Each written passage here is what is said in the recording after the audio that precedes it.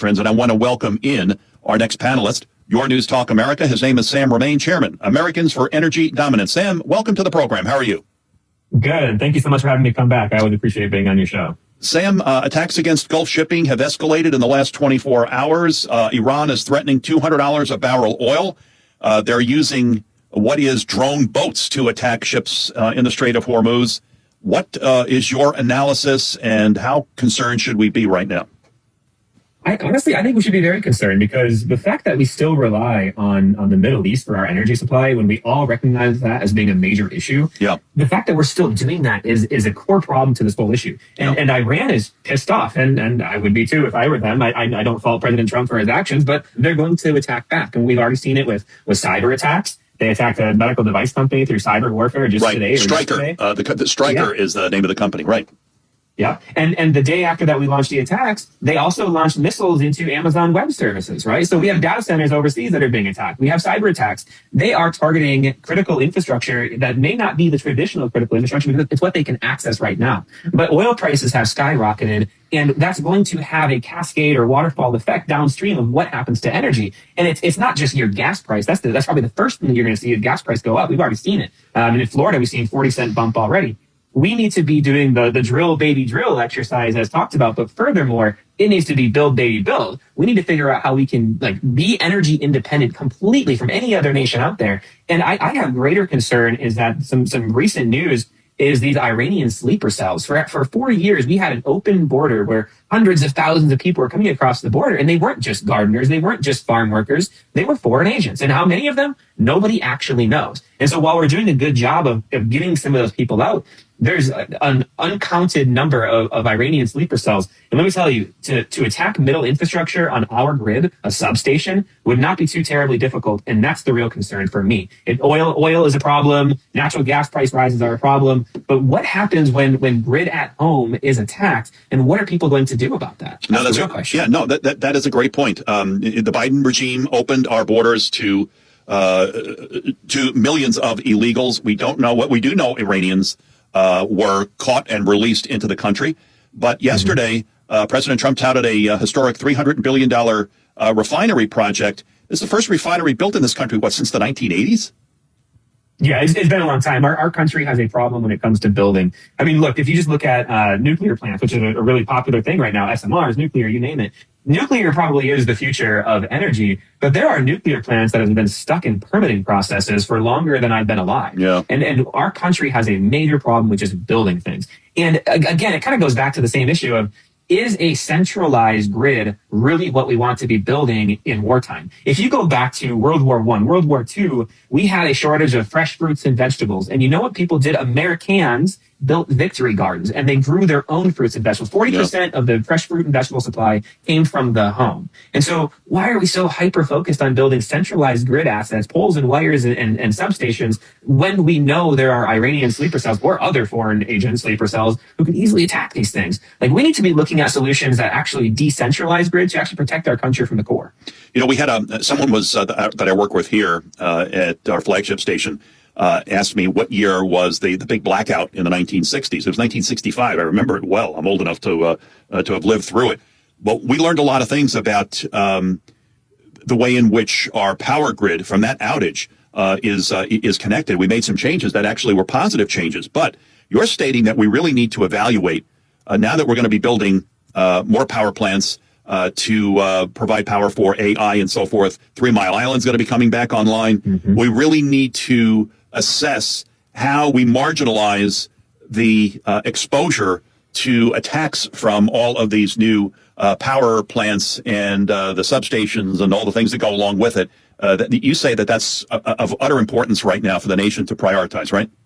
I think that everyone who values self-sovereignty and wants to protect their own family is looking actively at ways that they can be more independent. Because here's the thing that every conservative knows deep down in their heart, is that the government will not save you.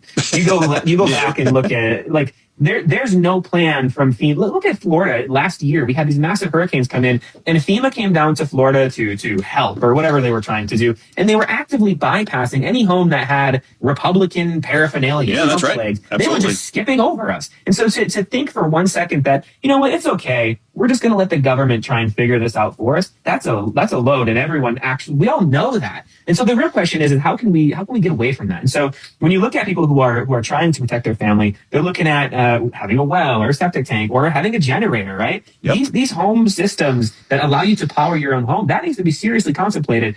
Unfortunately, energy has been so politicized that when people hear of solar panels, they think of one or two things. They either think of Birkenstocks and bumper stickers, or they think of massive utility scale solar farms that are clear cutting forest land or whatever else. It doesn't have to be either one of those options. If you own your home in America and you own that rooftop, you have the God-given right to generate your own electricity. And this is sometimes unpopular for whatever reason, I don't know.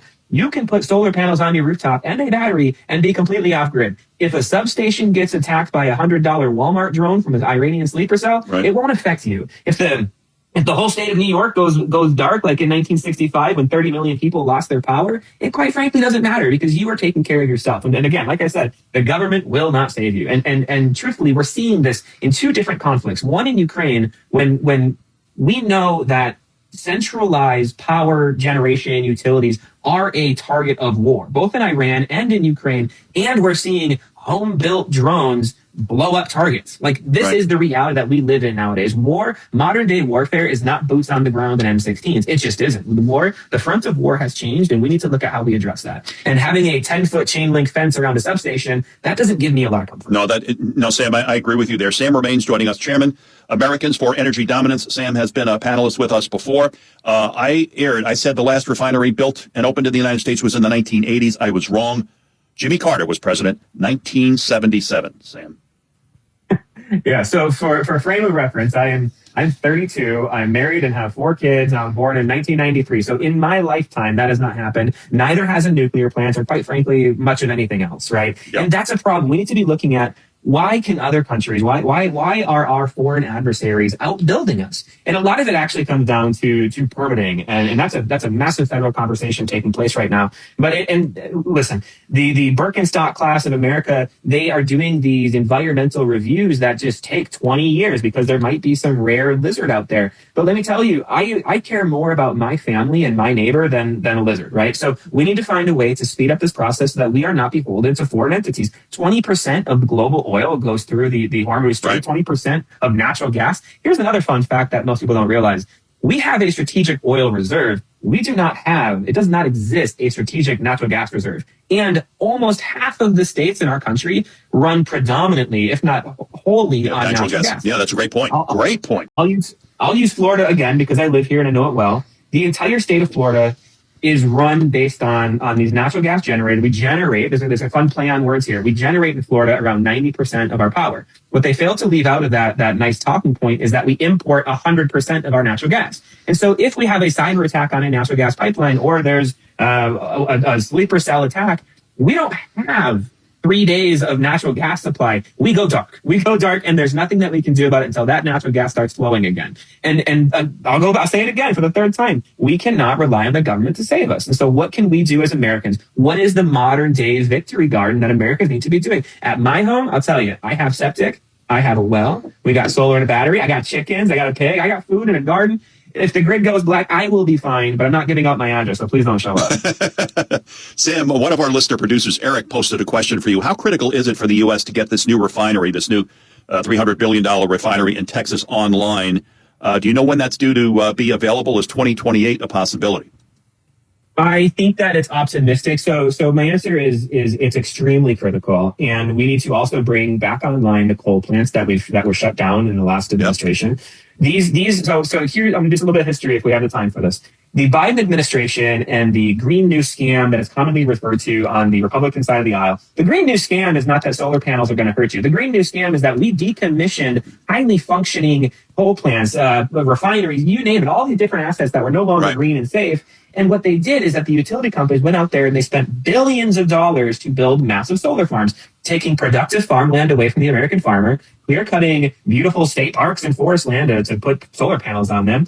And regardless, I kind of like solar personally. I'm not a huge fan of wind, but what I'm getting at is that the way that utility companies actually make a profit, and the reason that they're the number one most profitable sector, even over AI in a lot of cases, is that they have what's called a return on equity. They get a guaranteed return on That's equity. true. Yep. Utility monopolies are not free markets. A lot of people in our own party, in the Republican Party, like to carry water for utility monopolies, and they pretend it's this free market thing. It is not. Utilities were formed about 100 years ago when you kind of had to have a little bit of a monopoly structure just to get the thing built. But we've stuck with it, and they get a guaranteed every dollar they spend. But we not only stuck, excuse me, Sam, we not only stuck with it, we allowed a government to play politics with our power utilities, telling them you got to do this and you got to do that. You got to invest in this company and that company, which was none of their business. They didn't know what they were doing. And we, how much of our bills, our electric bills, are based on paying for these political gifts that they give away, such as I think one that we do here in Delaware is called Bloom Energy. That scam. So politics started creeping into electrical power generation, right? Well, and it certainly has, and so the return on equity, right? They get a guaranteed margin. The more money they spend, the more money they make, guaranteed, not performance based, literally on how much money they spend. And then what happens is they bundle it into what's called a rate case. And they present this rate case to the Public Utility Commission, sometimes called the Public Service Commission. Every state has one. Most people have never heard of it and certainly haven't gone to a meeting. They present their rate case, and in that rate case is how much money they spent broadly. And a part of their spend, a lot of people don't realize this, in some states, not all states, but in some states, they can include their whining and dining and politicians. They can include their lobbyists. So if they pay a lobbyist $300,000, $400,000 a year per lobbyist, they can roll that into their rate case. So who's paying for the lobbyists? American homeowners rate payers, who pay a utility bill are the ratepayers. They are paying for the lobbyists who are actively working against the ratepayer. The whole system is mind-boggling, and most people truly don't get it. So the Green New Scam, going back to that,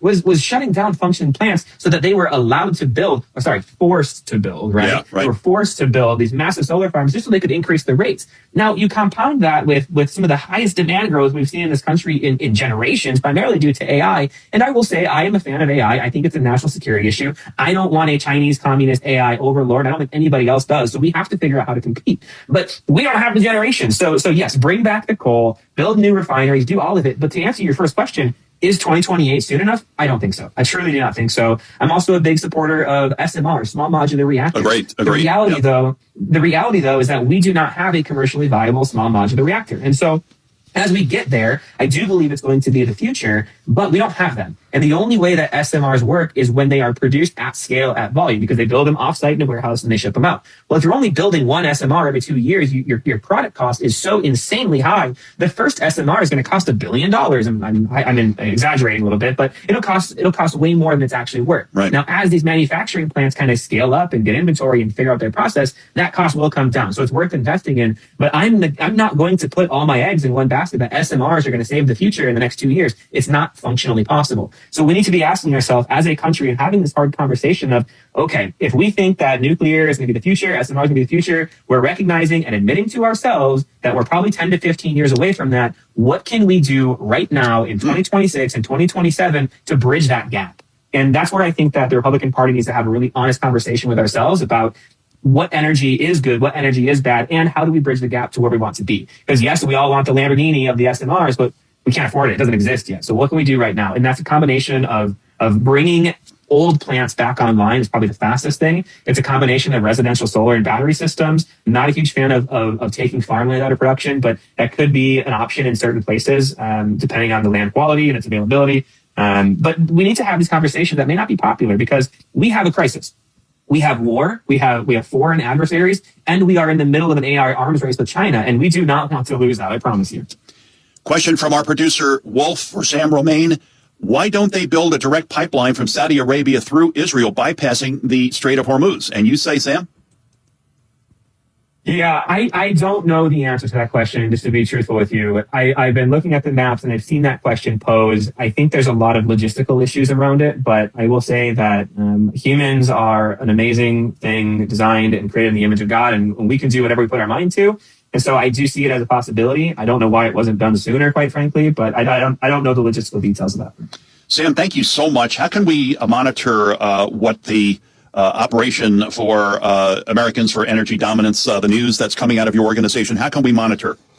Yeah, so I am most active on X, and my username is just Sam, my first name, Sam, and my last name, Romain, Romain. We do have a website called Americans for Energy Dominance. You can subscribe there. We put out some newsletters. We track a lot of different issues around the country and around the world. But X is probably the best place to engage with me. I'm pretty active on there. Sam, we'll have you back on again. Thank you so much. You told us, well, you've given us a lot to think about, and clearly there needs to be a new plan going forward with respect to energy and perhaps restoring some old energy production that some of this country don't like, such as coal. But obviously the technology exists that coal can be used, clean coal and so forth. We need to start looking at that. And thank you for giving us some things to think about. I appreciate your time. Thank you for having me back. All right. Thank you very much. Again, that's Sam Romain, Chairman, Americans for Energy Dominance.